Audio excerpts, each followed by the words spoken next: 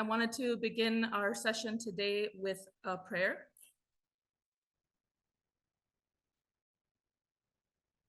Thank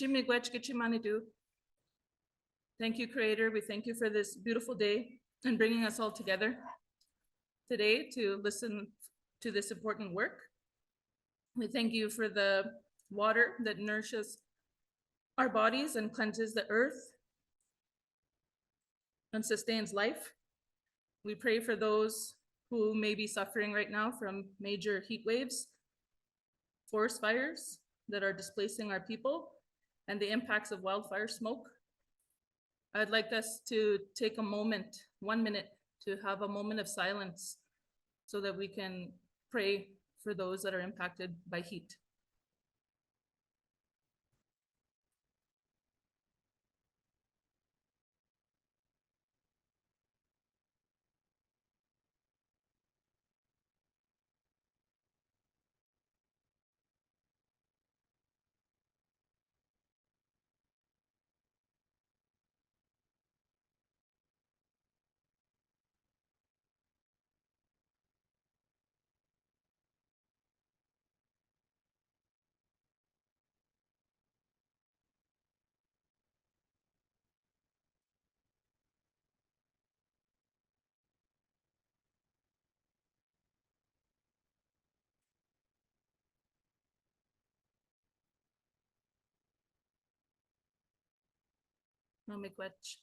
Our bodies are made up of 60% water.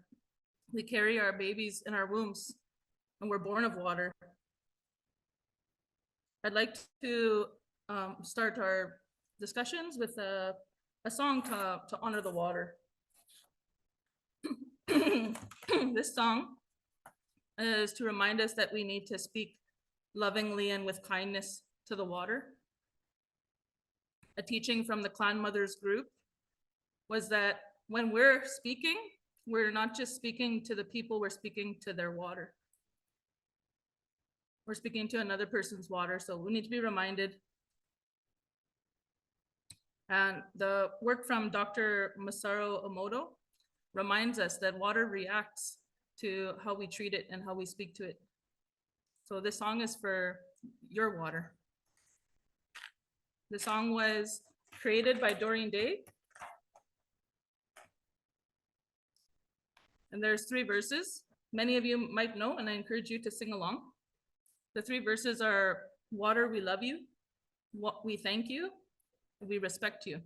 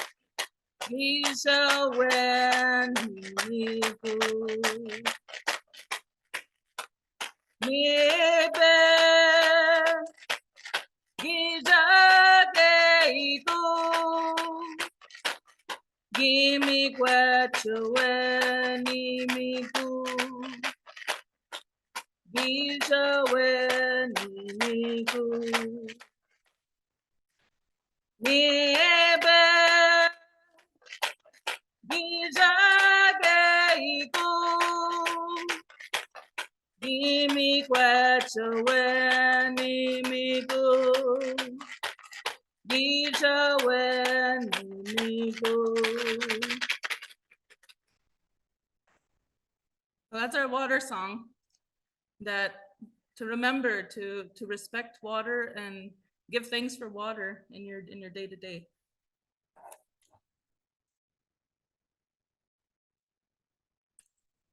So again, I want to welcome everyone. If you're just joining us, I can't see how the room is filling up, but I thank you for taking the time to join us today. It's asking me to change the language because it's not recognizing Anishinaabe, which I find really interesting.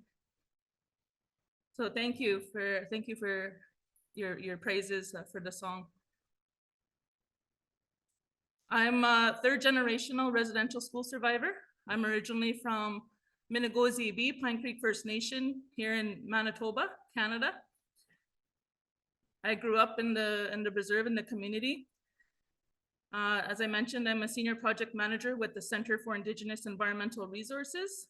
We're also known as CIER, C-I-E-R.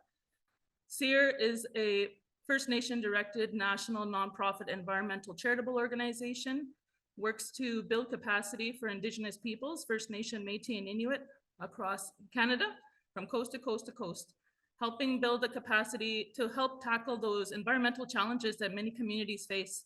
All communities are at different levels of their environmental challenges. So I really love what I do. It's hard work. I currently reside near Souris, Manitoba, which is land of the Dakota peoples. And that's where I want to do my land acknowledgement from these unceded lands of the Dakota peoples. So I encourage you to share where you're from in the chat box. I mean, you can type in there.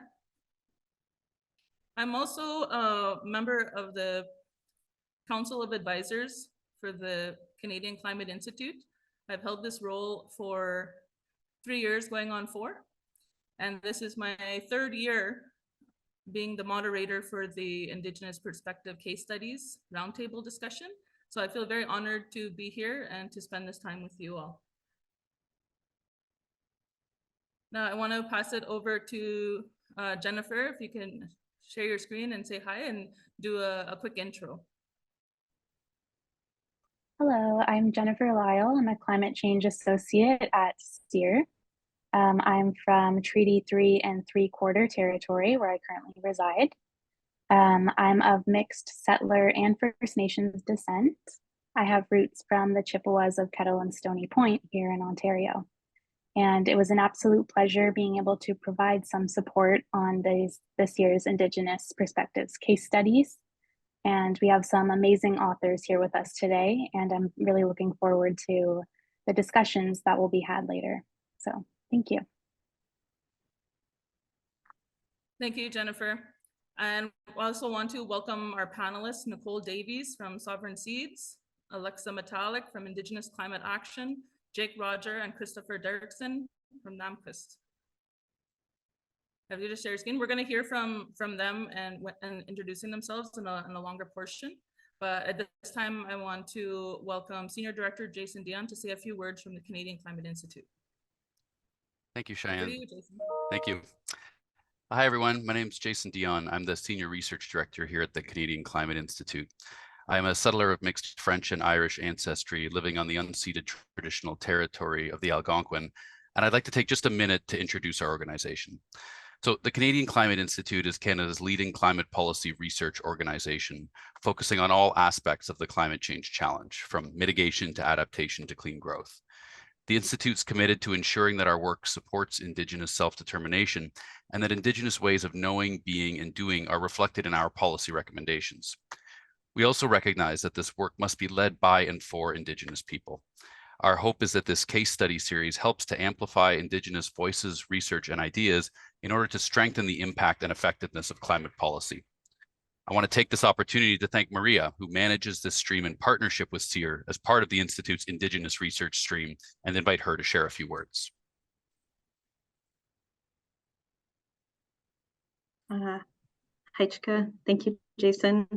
Aishkoyo, everyone. My name is Maria. I'm of settler European ancestry and Penelakut First Nation ancestry from the McCallum Sansom family on Juin, which is now known as Salt Spring Island.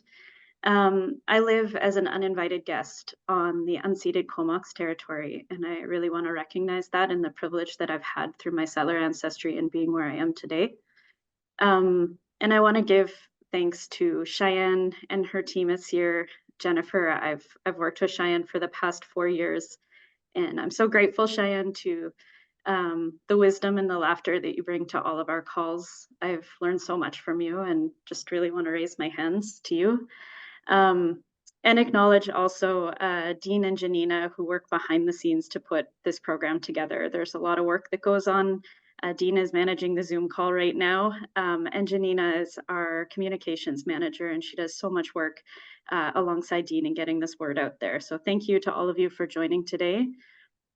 And a huge thank you to the authors, Jake, Chris, Alexa, and Nicole. I have so much gratitude I want to express to all of you for being a part of this program. A lot of emotional labor goes into the work that you've done that I don't always think is recognized, and I really want to honor that and welcome everyone to really witness what you're hearing today and hopefully bring back these recommendations into the work that you do and think about how you can really act upon them. So Haichka Siem, and I'll pass it back to Cheyenne. Thank you.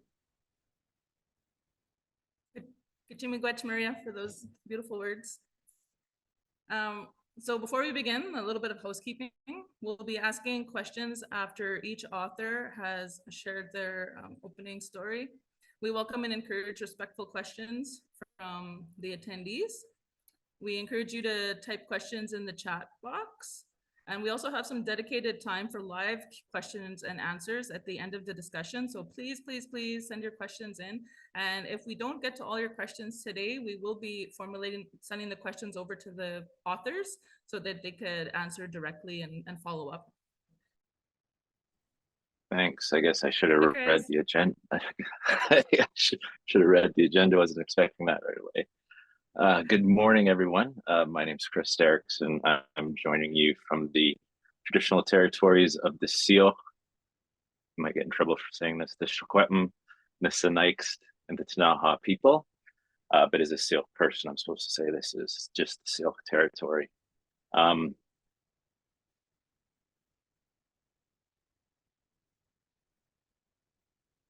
trying to think about how to share our research with everyone in a way that's accessible. And our paper is entitled Ceremony is for Us and for Mother Earth. And I want to remove the academic layer to it and try to make this a little more accessible for us as just people. So if you could like humor me for a minute, close your eyes, take a deep breath. And I'd like to envision someplace in nature that is important to you. It could be a park, could be a park in your city, a bench under a tree, your backyard. For those who climb mountains, it could be the top of a mountain. Just picture that place. And just for a moment, hold that place in your mind.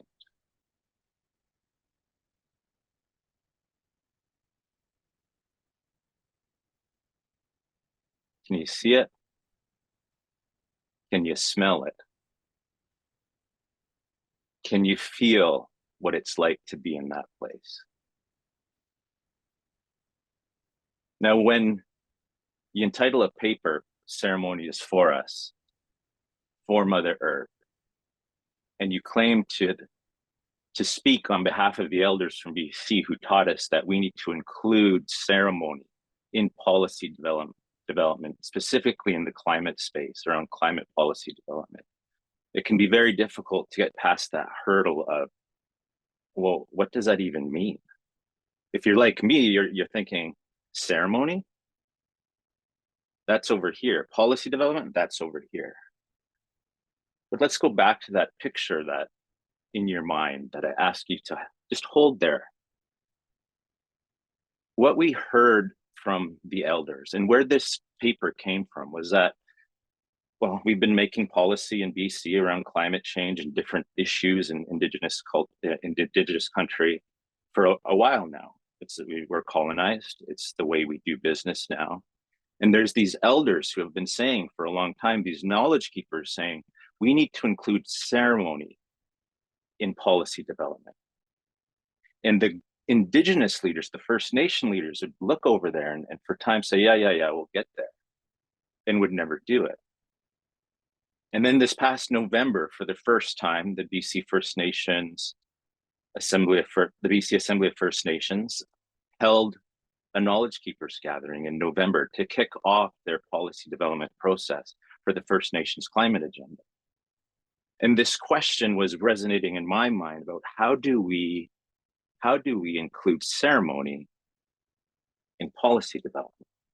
So we held this circle, we held this ceremony over the course of 2 days, and the authors, Ryan Day, Elaine Alec, myself, Lydia Pengilly, Jake Roger, and I'm forgetting one name here, Mo Nadeau, got to witness this ceremony. And through it, the elders shared their knowledge. They sang songs. There was sage and sweetgrass and medicine shared. And David Suzuki was there. And if you ever think David Suzuki could ever stand up and sound like an idiot, I don't know if I'm allowed to say that. Put him in a group of elders, First Nation elders, and ask him to speak after they've been speaking for a day about their understanding of the natural world. Very smart man, was very excited to hear him speak. Felt like I was in a Nature of Things, watching the Nature of Things documentary live. But it was very different from what the elders were sharing. And what the elders ultimately shared with us, and what we took away through this paper and tried to communicate, is that ceremony needs to be included in all parts of life. And I think about the song that was sung at the beginning. And unfortunately, Zoom cannot pick up very well. It can't differentiate between the beautiful music that was being sung and played with the rattle and what should be background noise. So we don't get the full effect of it, but man, is it ever beautiful. We open with a prayer and we think that's great and I feel good, man, is that ever beautiful. But then we leave ceremony at the door sometimes. And what the elders were telling us to do is to bring ceremony in, because if ceremony is going to be successful in reorienting the policy development process, it should be successful in reorienting us as human beings. So I want you to go back to where I asked you to go and close your eyes. And now go back to that place in nature, that place where you find solace and connection to the natural world. For those living in the dense urban environments, even if it's just a tree you notice on your walk home that's growing up out of the pavement, or a patch of grass that you notice, or for those surrounded by the natural world, as I am right now, it could be right out your front door. But what the elders have reminded us, and you can come back from that picture, and what they were teaching us was that we need to go back to that way of remembering that regardless of race or color or creed or religion or background, we're all human and we're all connected to this place that we're in now. We all have connection. And unless we reorient that understanding that connection, that part of our human being, our human nature, is remembered in the policy development process, we're going to continue to repeat the same mistakes as people, because we need to bring ceremony in and have that relationship with the land, which is what I was just trying to get you to do, is to relate, to situate yourself within the natural world. That's a relationship. And if there's a real relationship there, that relationship changes you. And then that change in that relation in yourself as a result of that relationship can be carried into the work you do. So we have recommendations in our paper. I think there's 4 recommendations, and you can read them and you can go and there's like collective efforts. But I truly believe that unless we as individuals, as people, as human beings, as professionals in whatever profession you come from or wherever it is you go day to day to work, if we don't learn as a society, as people, to bring these ways of knowing in and make them accessible, then we're just reading through recommendations and hoping that some way, magical way, this logical, rational approach to the application of knowledge and recommendations from some academic paper is going to some way make a difference. When what the elders were sharing with us in this knowledge keepers gathering was a reminder to go back to reposition ourselves as being together in nature, to being in tune or in relationship with the natural world. So however that looks to you, ceremony doesn't start at the beginning of a presentation on climate research papers. It doesn't come back at the end with a prayer. It should carry through in everything we do. And actually, if it's going to be an impact, otherwise it might just be something that we go through routinely, and that doesn't become ceremony. That doesn't reorient us. That just becomes protocol or a check mark on an agenda. Now, I just want to end with this now. I get to teach Indigenous ethics in business at Simon Fraser University in an executive MBA program. And my students are non-Indigenous. They have no experience or connection with Indigenous peoples or knowledge. And the majority of, and they all work for a very large mining company. And if you want to know the meaning of the word intimidation, be an Indigenous person, youngest in the room usually heard this, and walk into a room full of executives in an EMBA program and leaders from a mining company, and then propose to teach them about Indigenous ethics. And you have PhDs in metallurgy, you have engineers, you have HR professionals, you have all sorts of different expertise in the room. And I thought, how are they going to receive or learn about Indigenous ethics in this context? And by the end of the class, by walking them through and helping us to class or explore the idea that we can relate to our natural world, everyone in the room comes in different ways, comes to the conclusion that they need to change how they view their relationship with the natural world and the application and the use of Indigenous knowledge in what they do in mining. One particular student stands out to me because he came to me in tears after one of our classes, showed me a picture of a place that was special to him, and said, I've never understood why this place was so meaningful to me until we learned about the fact that this place is alive and that when I walk into it, I'm a part of it and I have a relationship with it. And it's that relationship with it that has changed me, and it meant so much to me. And I want to thank you for opening my mind to that. How he's going to go and apply that in his own world as a metallurgist in a mining company, I do not know, because I'm not a metallurgist. But that he can now take that and explore it and perhaps apply it in some meaningful way in his work. And we're just touching the tip of the iceberg of the knowledge that was shared. That excites me. And what I hope to give to you today is just an entry point into seeing the natural world in a different way and bringing it into your daily life so that we can listen to the ultimate teaching from our elders at the Knowledge Keepers gathering this past November, which is that we need to remember where we come from and what we're a part of, and that we're not separate from this place. We will not solve problems for the climate. We will solve problems with the climate. The earth doesn't need us as much as we need it. So I hope that was helpful to you as a entry point in to kind of get past this idea, because I know some people will be like, ceremony and policy development. And for some of you, it's like, yes, this is exactly what we need. But for all of us, we need a practical way of how to bring it into our own life in a daily basis, and not look at it as some religious or spiritual or Indigenous imposed way of being, and that seeing that it's accessible to all of us, that if we just reorient as we did at the beginning of our session, our minds, our spirits, our bodies to water, to land, the air, and then carry that through into our work, that might open our minds to new possibilities. Thank you, Chris. That was absolutely beautiful. Thanks for sharing those experiences and those stories. And we're going to hear more from you in our discussion period. I just want to remind everybody, if you have questions, I see some questions going in the webinar chat. Those questions need to be directed to the live Q&A.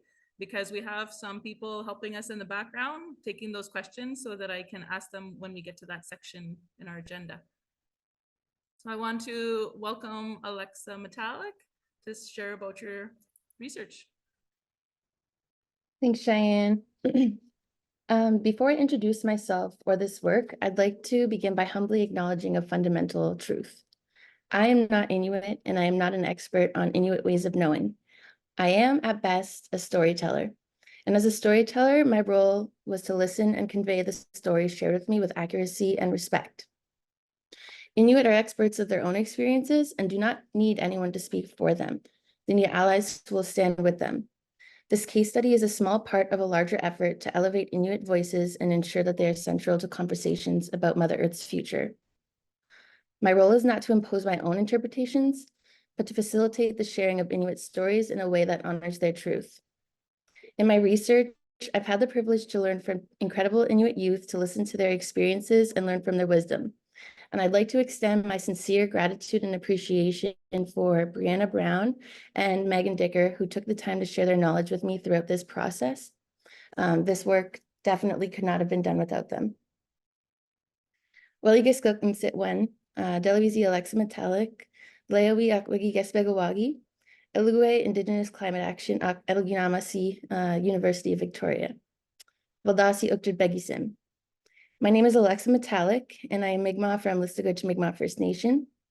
I am the Research and Policy Coordinator at Indigenous Climate Action, and I've been with the organization since September, so I still consider myself relatively new to the work and the organization. I'm also a student in my final semester at the University of Victoria in the Master of Arts in Indigenous Governance. My academic research focuses on the rematriation of the Mi'kmaq language. I am a Mi'kmaq language student, an auntie, an artist, and a dog mom to Winnie. had to share that. At Indigenous Climate Action, we hold the vision for a world with sovereign and thriving Indigenous peoples leading climate justice. For us, Indigenous climate leadership is a movement that ignites the power that all Indigenous communities hold to step into decision-making spaces and demand necessary systemic change. By supporting our communities to imagine climate justice outside of colonial solutions and economic industries that have and continue to cause irreparable harm to our lands, territories, and rights, we can simulate our ancestral creativity, knowledge, and solutions that will move us towards a just future. We support the strategic disruption of harmful colonial actions that undermine and harm Indigenous rights and ways of being, while also nurturing the capacities of our own experts. This is done by co-creating resources and trainings with and for Indigenous peoples that center healing justice, community, and strategic climate education that empowers future climate leaders. All of this with the end goal of creating new climate solutions that serve our people and the world at large. It's important to give you the context of who ICA is and the work that we do, as this case study is a small piece in a larger puzzle of refining our research processes and being in good relationship with the communities that we serve. Moving into the case study, Inuit have persistently advocated for the safeguarding of their homelands, waters, and livelihoods through various means, including governance, community-based organizing, and grassroots direct action. We sought to understand how ICA and other ENGOs can participate in and uphold appropriate engagement and representation of Inuit knowledge and worldview in climate policy. We began by outlining some of the barriers faced by Inuit to participating in climate policy. Then we learned of how Inuit are responding to these barriers. We concluded by exploring how we can move forward in the equitable inclusion of Inuit perspectives in climate policy as comrades working towards a shared vision of climate justice. Throughout the study, we privileged an Indigenous resurgence paradigm, which reframes colonization by shifting focus from the state and instead towards the relationships between Indigenous nationhood and community-centered practices. Moving away from a Eurocentric discourse and towards one that is rooted in reclaiming, restoring, and researching from our own distinct ways of knowing allowed us to nurture and further instill Indigenous worldviews. The purpose of this study was to uplift the richness and validity of Inuit ways of knowing and amplify the importance of Inuit perspectives in climate policy. For the rest of our time together, I'd like to focus on what's missing from the case study rather than its contents. This missing element is something that I found to be a key learning experience and something that could benefit others embarking on similar projects in the future. And that is the process of reflexivity. In this case study, reflexivity was crucial, yet it wasn't explicitly documented or highlighted, and I wanted to speak to it as the absence or documented reflexivity means that future readers and practitioners might miss out on understanding the importance of this practice. By explicitly including reflexivity in case studies and further research, we can provide a more comprehensive and authentic account of the research process, highlighting the dynamic and iterative nature of real-world projects. I'm loosely defining reflexivity as a process of reflecting on our own values, beliefs, and practices, particularly in relation to how we interact with and impact others. It requires a continuous and critical examination of our approaches and strategies to ensure that they are respectful and inclusive and effective in representing the communities that we aim to support. Being reflexive allows us to bring more depth to the work. Throughout this project, we constantly question our assumptions, biases, and decisions. We engage in ongoing discussions about how our backgrounds and perspectives might influence our interpretation of data and interactions with participants. This reflexive process helped us maintain a more nuanced and honest approach to our work. The journey of this research began when we were called in by Inuit that we work with and alongside to ensure that our work was truly representative of their worldviews. This invitation was a profound moment for us as it underscored the trust and responsibility placed on us by the communities that we worked with. It was clear that our efforts needed to be not only collaborative, but deeply rooted in the lived experiences and wisdom of Inuit. Initially, we posed a straightforward research question of what strategies have Inuit used to ensure appropriate engagement and representation of their knowledge, laws, and worldview in climate policy. This question was formulated to understand the existing practices and wisdom of Inuit influencing climate policy. However, as we engaged in consultation with and dialogue with participants, we discovered that our question needed refinement. I can think of one particular interview where I was having a conversation and I posed the question of what could climate policies and plans look like that are reflective of Inuit teachings, laws, and worldview? And I was told there's so much out there already. There's statements like the National Inuit Climate Change Strategy, for example, and that while yes, it's important to be invited and involved in the decision-making spaces, it's critical that their contributions be implemented and their voices heard. It was shared with me that they felt like youth were often invited to take part in workshops and events, but there was not often proof and implementation of those recommendations. That conversation alone was enough for me to take a step back and re-examine the questions we were asking. I realized that the initial question unintentionally put more labor and responsibility on Inuit as opposed to addressing how we, as ICA and other ENGOs, can support the loving labor that they've already been doing and help them carry this work through. Through these discussions, we identified different needs and perspectives that shaped our understanding. Thus, our refined research question became, how can ICA and other ENGOs participate in and uphold appropriate engagement of the representation of Inuit knowledge and worldview in climate policy? This shift in focus was a critical moment for us, and it acknowledged our role not only just as observers or storytellers, but as active participants and allies in the process of ensuring Inuit knowledge and perspectives are included in the work. While this change might seem simple or small, including reflexivity in the research can have a profound impact on the relationships that you form with the communities and the quality of the research. It enhances the credibility and transparency of the research and allows others to see the project's evaluation and understand the context in which decisions were made. By embracing this approach, we were able to foster deeper, more genuine connections and relationships built on mutual respect and trust. Reflexivity requires additional funding and resources, and this process demands ongoing learning, unlearning, and adaptation, as well as continuous engagement with community members. This investment is not only worth it, but it is necessary. Future research endeavors should allocate resources to support reflexive practices, ensuring that the process is thorough and continuous. And I hope that this reflexive process highlighted in our discussion today provides a roadmap for future research and engagement strategies. It's something that ICA intends to honor. By prioritizing community invitations, evolving research questions through engagement, implementing community feedback, and acknowledging researcher roles, future research can be more respectful, inclusive, and impactful.